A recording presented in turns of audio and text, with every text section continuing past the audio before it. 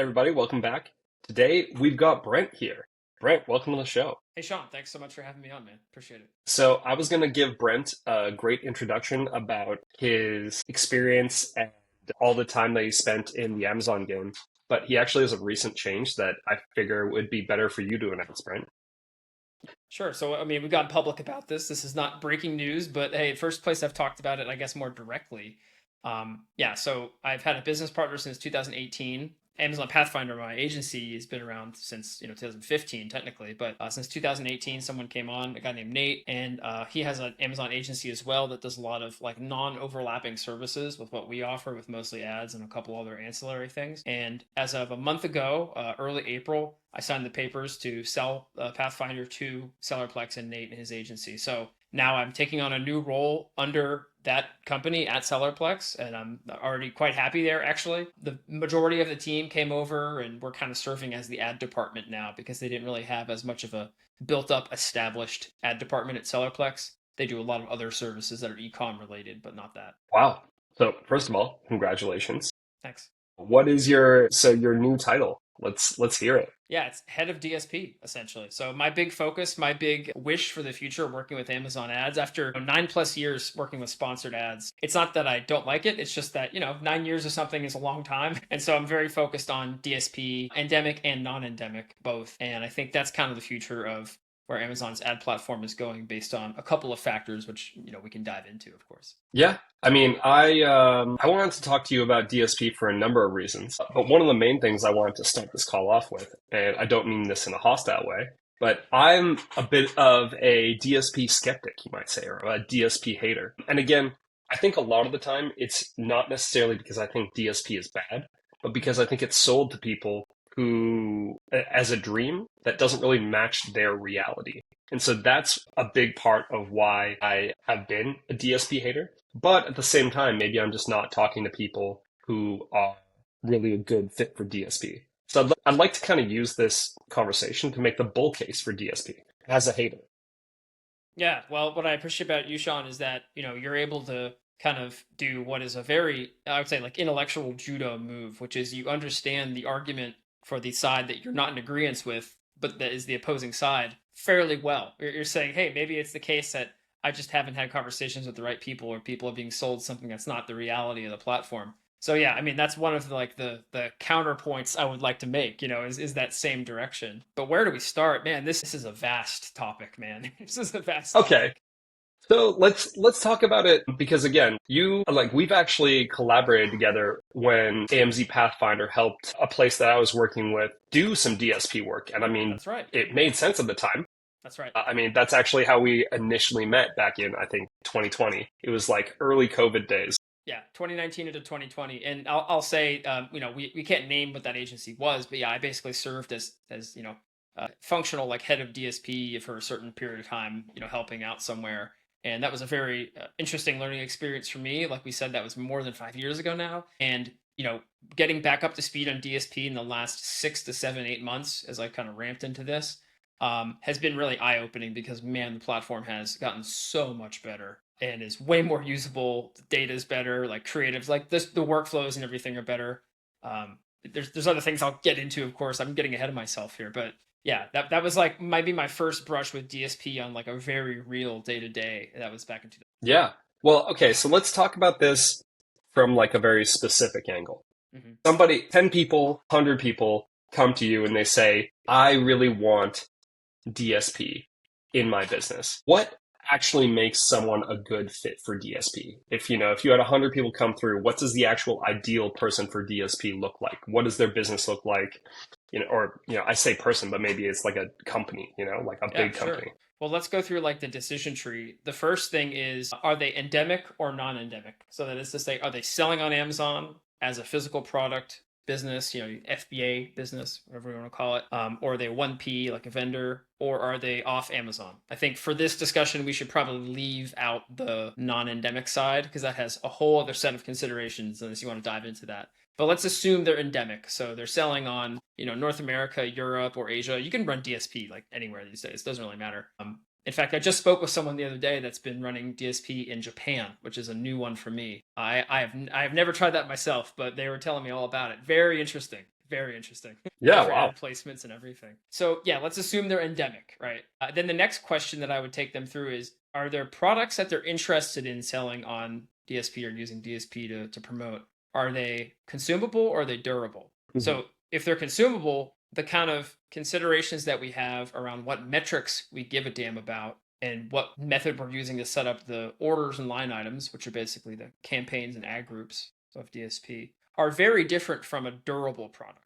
So a durable product, it's in the name, something you buy and you have it for years, hopefully. It's a good quality Mhm. item, and you have a couple $100 maybe, which is a good scenario for DSP.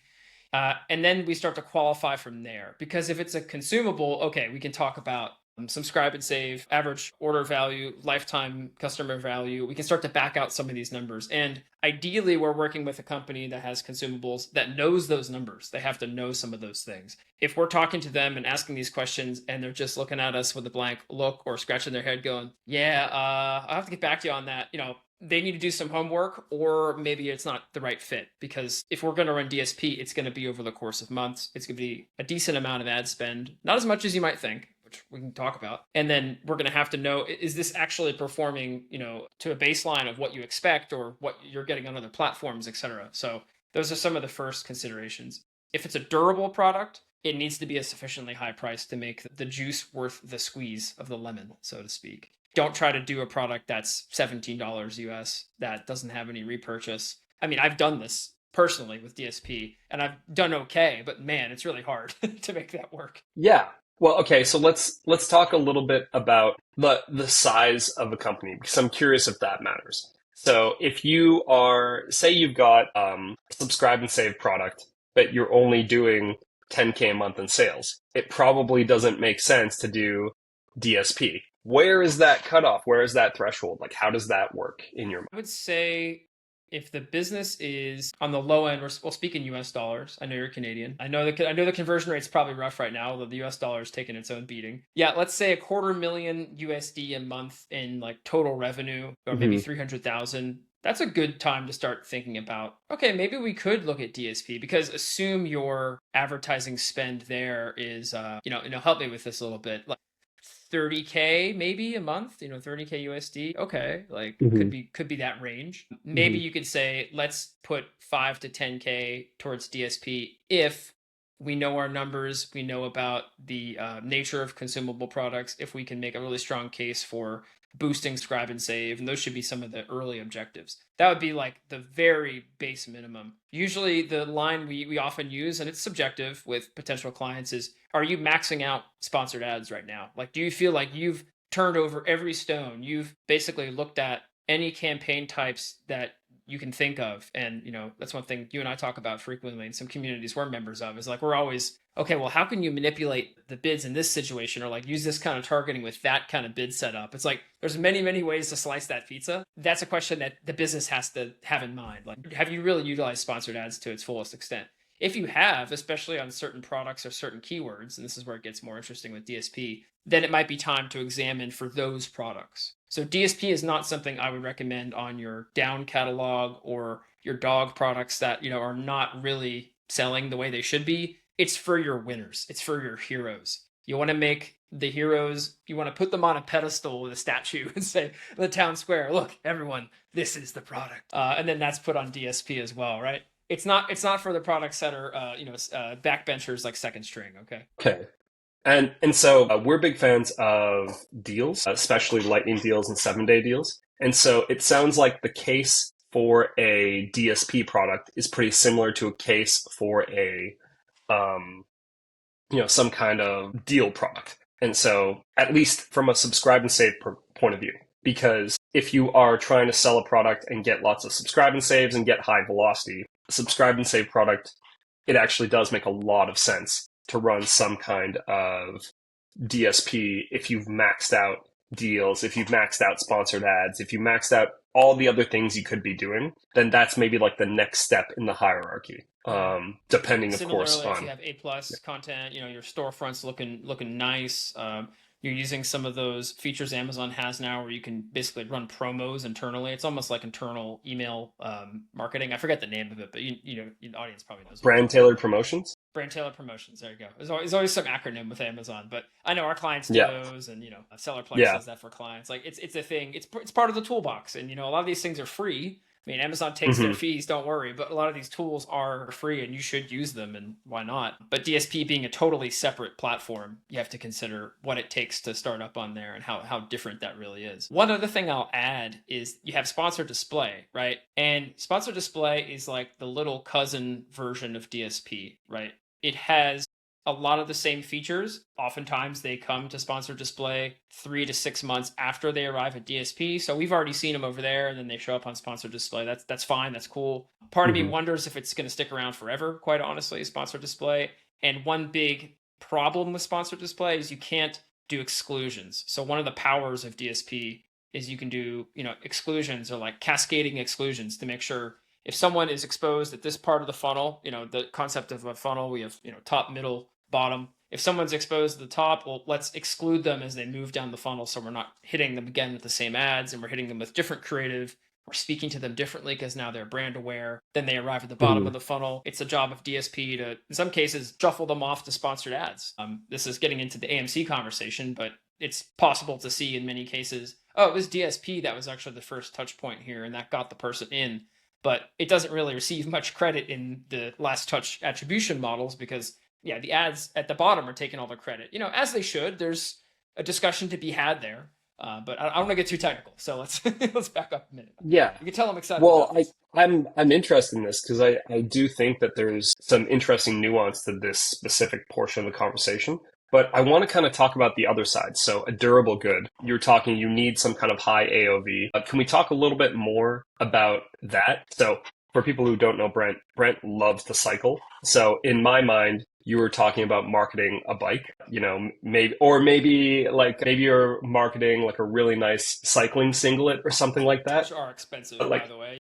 yeah, I know. So that's kind of like the context going on in my mind. Like, how does the playbook change when you know that you're only going to make one sale, maybe two sales lifetime to a customer? How does that work? Yeah, such a good question. So consider that the buying time for something that's more expensive is longer, right? We might even use the example of some kind of bike product, although I will say, as a lifelong cyclist, the cycling selection on Amazon for like kit and jerseys and equipment and gear is actually really bad. Amazon is not well served, not well served the cycling community. There's many other much better websites out there, both in the US and in Europe where I live. So guys, don't shop on Amazon for bike stuff in general, but let's just say you are using it in a jersey, a really good cycling jersey, a high quality one could be $170 for like a really, really nice one, especially from some brands. So yeah, that might be a scenario where you ask yourself as the brand, do we have, okay, what's our margin? Okay. How much wiggle room do we have on the margin? So how much can we reasonably expect to put towards marketing this? And do we know what kind of basket building is occurring? Like, hey, a lot of cyclists are very wealthy individuals. Oh, I'll buy a jersey, but I'll also buy a pack of gels and I'll get a bottle and I'll get a helmet, which is another $140. So then you've got someone in your ecosystem that's now spent $500, not just that 170 on the jersey. I'm sure some people's eyes are popping out of their heads learning how much cycling stuff is. It can be a very expensive hobby, but it can also be a very cheap one. So my point is these considerations are really different. You're looking at detailed page views, how many interactions someone has had, what kind of branding exercises you can do with video to make them think like, oh yeah, that looks really good. I see it in action on the bike. I see that person riding up a mountain. That's really cool. Now they're brand aware. Now you push them further down the funnel. Maybe you have some kind of deal like you mentioned earlier. A lot of DSP ads that are endemic are retail aware, so it will show if there's like a 10% discount or if there's a prime exclusive deal, prime day, summer, summer prime, I guess that's like a time when things pop off. Those are the considerations for that. But you have to, just like the consumable products, you have to know the math behind that. So it's more like basket building and higher price. And honestly, a lot of it is just price. Like I wouldn't say run DSP against anything that's less than probably like $40-$45 US. Even something that's like 35, 30, certainly something that's in the teens is not going to have enough margin. You might be able to get a great return on ad spend or ROAS with retargeting and remarketing, but as soon as you start to do higher funnel activities that take a longer time to bear fruit, and you can really only see the true impact of them through AMC after some months, if that product price is quite low you're going to really struggle and you're going to say, oh crap, even at the top funnel, our ACOS here is 177% because the product is $17. Guess what? If that product was $130 with the same results, you'd probably be like, oh, I'm quite pleased with this actually. So yeah, just a word of caution, mostly about price and what metrics to look at, I guess. Yeah. And I mean, I think that's a fair consideration, It's like it doesn't matter how great your conversion rate is if the cost per thousand views is just it's going to be too high for a low price product. So I think that's another point that's really important to be made is like you shouldn't just sign up for DSP willy-nilly. You really need to know your numbers and really know what makes sense, especially in this context of something like the price point of your product compared to the market and price point of your product in the customer acquisition funnel and the price point of your product in the context of a basket building or cart filling activity, because people don't buy things individually, especially when they're buying in bulk from a big brand. So those are all really thoughtful considerations. Yeah. I did want to you've said something twice now that's really been quite interesting to me. What did I say? So you've talked about this idea of like a long-term payoff and filling the funnel and then seeing that funnel pay off later. That's something that politely I've always been a little bit skeptical of because I haven't seen the results, but that doesn't mean they're not there. It just means I haven't seen them. And so I was kind of curious about the way that like funnel filling works and the way you've seen it lead to positive outcomes instead of negative ones. So like say you have a big budget and you want to run DSP and you have a long time horizon for your sales.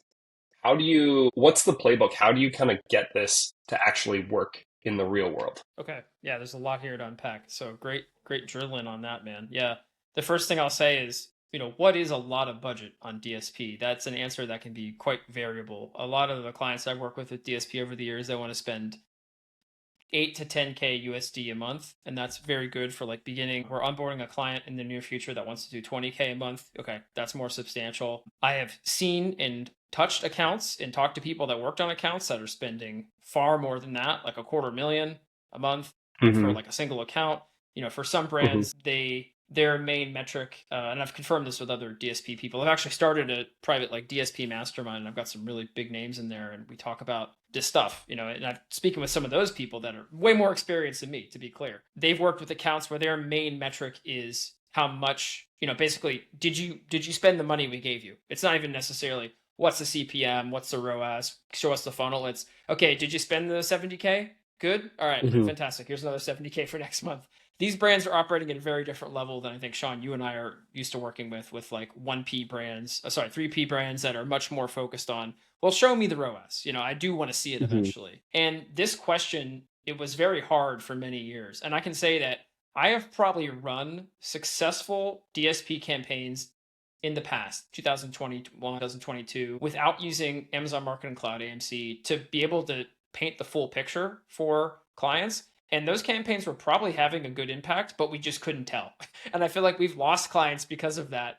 And now since October last year, when I think AMC has been made much more mainstream, Unboxed, Amazon announced it. They made it available for sponsored ads only people and businesses. It's become much more like commonly used. So to get back to your original question, see if I can remember exactly what you asked. Well, yeah. No, go again. Yeah. Okay. Yeah. Like, how do you I've seen retargeting work on DSP and I would not ever doubt that. But how do you fill the funnel and have the like upper funnel advertising actually pay off? How does that work? Because I'm yet to see it in practice. I've seen it fail, but I haven't seen that many examples. And I'm more than willing to admit I was wrong. So that's kind of my question. Yeah. And this is maybe kind of like the $1 million question of DSP. Like this is like the biggest one that I think Amazon as a company is kind of betting on for the future. And also people like yourself who are really advanced with ads often pose, and clients and businesses we work with that are real savvy also pose. So I'll go back to what I was talking about with AMC, because this has been the connective tissue between like the muscle of DSP and the idea of the funnel, which, just to review, you're talking about sponsored ads at the very bottom. You're effectively draining the funnel, right? Taking the demand out of there and moving those customers along. And for many businesses, like that's what they can afford, and that makes the most sense. And that's a lot of our clients too. But the whole premise with DSP is let's try to fill the middle and the top. It is different for each brand. And I will say when we onboard someone with DSP, we usually set an expectation of there being like a month and a half, 2 month period where we're trying different types of orders and creative and targeting. And we're taking a lot of intel from other channels that they use and like where they find people, what those demographics are. There's a big information gathering process that needs to occur on the onboarding. And we're making like educated guesses based on those things and from building audiences inside AMC. So AMC allows us to build those special audiences that are hyper targeted. And that is how we can have a hypothesis of like, let's say some middle of the funnel example I can give you is like people that have searched a keyword and have seen your ads but haven't clicked, right? That's like a very common AMC audience you can build and then target. You can target this, by the way, in sponsored products now too. But for DSP, you can set that and set exclusions against it, like people that have already purchased or people that haven't seen other parts of the funnel. And then you can, target against that. So these are people that are maybe solution aware. They're searching the right keywords, but they're not brand aware. They're not brand loyal. So you can make an educated guess. They're somewhere in between.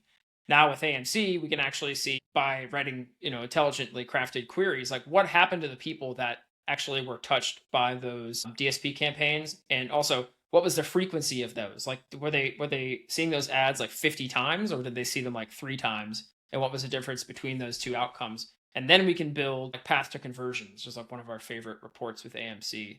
So that actually shows us this sequence of events that occurred for someone to convert. And if we see that the pathway includes DSP at the top or the middle, that allows us to see that that was like the leading thing. We actually just stopped DSP with a pretty like decently sized client recently because they had other issues with the business. But essentially, we discovered during that process that a lot of the lower funnel stuff we were running was actually not that helpful. Like we got good ROAS on the remarketing. It was fine, but you could make an argument that some of that was just cannibalizing remarketing they were already doing on other channels or using sponsored display. But we did find that the kind of mid funnel exercise we were running, which was against AMC audiences and some more broader audiences that we pulled in by targeting competitor ASINs and targeting certain keywords, even targeting some like demographic stuff. Those were actually after a month and a half to 2 months causing people to go further down like the road essentially. And we were seeing some conversions against things like, DSP, sponsored products, sponsored brands, sponsored ads, and then they convert. That means like someone, they saw like literally every ad type that Amazon offers except for like, video inside of Seller Central, but that's a little bit out there. And then then they finally converted. That's like the proof we get now with AMC. But for years, I feel like I was just telling clients, yeah, we think it's doing this. And here's like the best shot we have with the data that we have available, exported through the dashboard itself, downloaded as like simple files. And that's another thing to mention. DSP has an API now, which is read and write. For many years, it had nothing. And then for many years, it had a read only. Now it has both. There's like improvements that Amazon's clearly investing in and making to help with this stuff. So those are some semi-concrete examples of like audiences and instances, but it has to be over the course of some months. It's not like a 2-week thing and then you can show results. Yeah. And, like the input output is never going to be perfect because attribution, even with sponsored ads, is hard.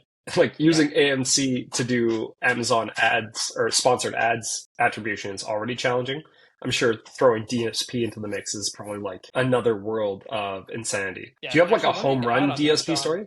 Yeah. One thing to add on that, because there's this, I feel like we're so spoiled sometimes with Amazon because like you set up a sponsored products campaign, you put your keywords and all this stuff. It's, never been easier to do that. And then Amazon tells you, well, this is how many sales you had. Okay, there's some things like returns or like canceled orders that create a little bit of discrepancy in the data. But generally, the attribution's like quite tight. You know what I mean? It's like really buttoned up. But in actuality, if you look at Meta and Google and other platforms that, a lot of us in this audience, and I'm assuming people have used, attribution is not like 100% thing. Like there's always gray area. There's always wiggle room. There's always errors. You're putting stuff on your website with like a JavaScript code. Okay, that's going to capture a lot of it, but it's going to miss stuff too. And we're finding this out with a DSP non-endemic because like we run into some of those issues there. But with endemic, it's still a very closed ecosystem. And inside of DSP, importantly, when you set up an instance, you say, hey, here's the token ID for this account. So it will link your sponsored ads over here and your DSP over here. and then they talk to each other. Okay, that's deduplicating things. And with AMC, you can also add in, here's our DSP instance and here's our sponsored ads. So they all like kind of constellation speak to each other. Perfect? No. Is it like pretty good?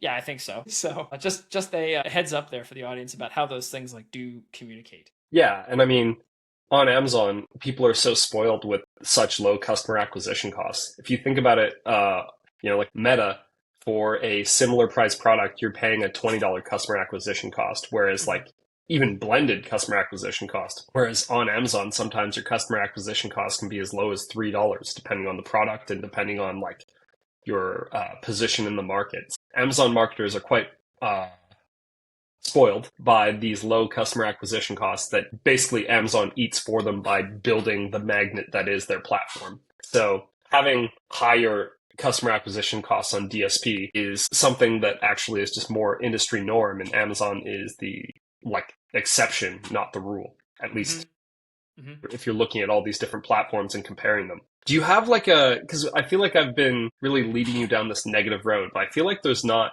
like, that's not the whole story, you know? I would love to hear if you have just like and obviously you're not, I don't want you to share any confidential data, but kind of like a home run story of like you ran DSP and it's really had a positive impact on the company's business. Because I want people to hear the other side, you know? Well, there's an account we're still working with right now, and they have a pretty large catalog, but they have a lot of durable products. So we've talked a lot about durable and consumable. And actually, Pathfinder as a company, we've worked mostly over the years with durable products. We have consumable products customers. We've never really had too many food products. It was more things like supplements, cosmetics, that kind of stuff. And since we specialized a lot in medical devices and baby and stuff like that, we have a lot of like durable products.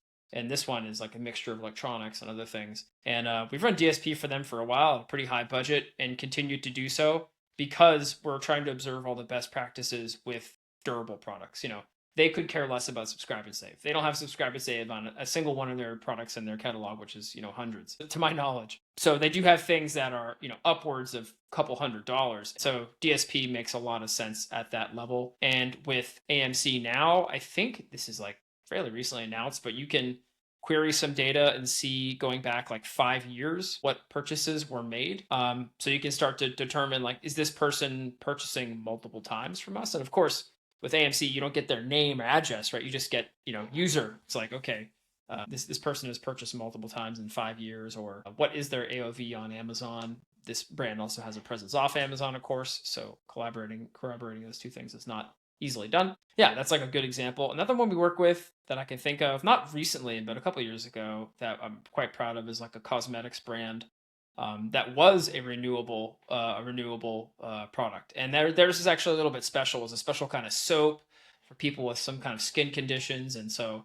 they had built up an incredible off Amazon brand with this too, but we ran DSP only for them for, I think, 9 months, and just really helped their exposure on Amazon during that time period a lot. So they were not as well known on Amazon, but we really focused on like branding plays and video creative. And luckily they have, good looking bottles and stuff like that. It's easy. That's another secret of DSP. Have good creative, because like, this is one of these things that we don't touch on in Amazon too much, because you set up the sponsored products and you're just like, yeah, whatever. It's the listing. I hope the listing's good. But with DSP, actually, it really matters. It really, really matters. And testing creative is another one of these things that's a whole discussion in itself, because some of the built-in functions on DSP are actually not very advanced, and there's ways to work around it or use software or whatever. So yeah, but they had good creative, and that really helped a lot. And just seeing their just general lift in brand like awareness, just looking in the search term, like, okay, more people are searching for their brands every month now. Their sales were up, Yeah, that was another like success story. And I hope to replicate more of those with the endemic side. Yeah, and I mean those are two pretty killer stories. One where you're selling very durable goods, but in a context that really makes sense. If you are somebody who's about to have a child and you find a brand that you like and trust, you're almost definitely, and they have a deep catalog of things you need. Mm-hmm. Like that's a long path that somebody is going to be interacting with your brand. And if they're an Amazon only shopper, which a large portion of the United States shoppers are, then that can be an preferred, where they're like, it's just so easy. I have my Prime account. Like, certainly here in France, I am not Amazon first shopper, although I do shop at Amazon pretty regularly, but I'll buy stuff on other websites. But in US culture and just the availability and selection is so much greater, I understand why people are fixated on it. Yeah, I Sorry, mean, finish off. no, I was gonna say I'm Canadian and I married an American. That's how I ended up moving to the US. Had no plans on moving here. And then maybe like the first week I was here, I realized, oh no, I need a new pair of jeans. Go on Amazon. I already know my size and the brand I like. I got jeans delivered to our front door in 6 hours. I was like, I cannot believe this is a thing going on in the United States. I like, that was my first like culture shock moment, because I'd been in the US for maybe like 3 weeks, and I was thinking to myself, okay, this is exciting, this is cool, but it's kind of just the same thing as home. And then I got jeans delivered in 6 hours, and I'm like, okay, things are different here. Yes. So America's very good at consuming, so yes, you nailed it. yeah, but going back to just like the example, like if you have a deep catalog and you have a catalog that somebody can interact with over a long period of time, DSP can really start to make sense for your business if you're somebody who thinks to themselves, okay, I'm trying to build a relationship with this customer and remarket to them and try to market new things to them, that kind of stuff. And then also on the flip side of things, the story about the soap. I mean, we hope everyone's buying soap pretty frequently. It'll probably be a good. So like Now, it granted, it was really a special does. kind of soap. It wasn't just your average, Dove soap bar. Shout out Yeah. Dove soap. Big fan. Yeah, but like it's one of those things that like yeah, you probably if you buy a soap and you like it, you probably have a bit of a relationship with that brand as well. So again, it's almost like DSP makes a lot of sense for brands that have an established relationship with their customer and they're aware of that relationship, not just like that's the way that I might start thinking about it going forward. It's like, do you have repeat purchases happening? Do you know when they are? Can you replicate this cycle in a not on Amazon, that kind of thing. Hmm. So those are all really interesting ways that I had not really thought about this. Yeah, I would say, Um, Sean, like these brands, they see DSP as one of the potential acquisition channels for customers and another way to kind of leverage Amazon's first party and third party data. Because actually, one thing we haven't touched on at all, the capabilities to ingest and include your own data in DSP now are far greater than they used to be.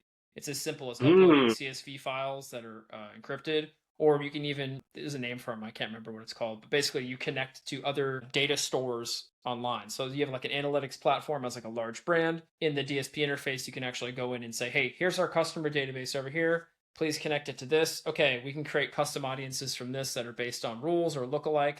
That's like super powerful because you're matching with Amazon's data on their side. And it takes time. If you do that, it takes like 24, 48 hours that audience to be generated. Sometimes it fails. So you gotta be a little bit persistent to get, mhm, the right size audience. But that is like, no one else is advertising to that audience. That's your audience that you brought in to another platform mm. securely, and then you can advertise to it. So the more assets you have to bring to DSP, like the creative I mentioned, like these first party things, the more advantageous it's going to be for you, I think, too. So, Yeah, so that's called the CDP, and I only know this because I used to work for Salesforce back in the day.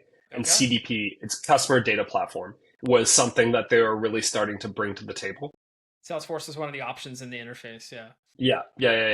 It was like the hot new thing back then. I was like, okay, interesting. Salesforce is getting into e-commerce. That's a choice. But when it comes to when it comes to integrating your own data into the DSP platform, integrating a CDP is an interesting thing that people can do. Are there other things like bringing your customer list in and that kind of stuff? I'd love to kind of hear just like what you consider the standard menu of options. Yeah, absolutely. One of the first things we ask when onboarding for DSP in the early stages is, what kind of first party data do you have to bring to the table? Do you have a customer list? Do you have an email list? Because the minimum size is now 10,000 rows. It used to be 20,000 rows. So if you have a customer list or email list or data source that is, your customers, you can, through some tools just in the DSP interface, do what's called an SAH 256 hash, which is like a cryptographic thing. It sounds fancy, but basically you're just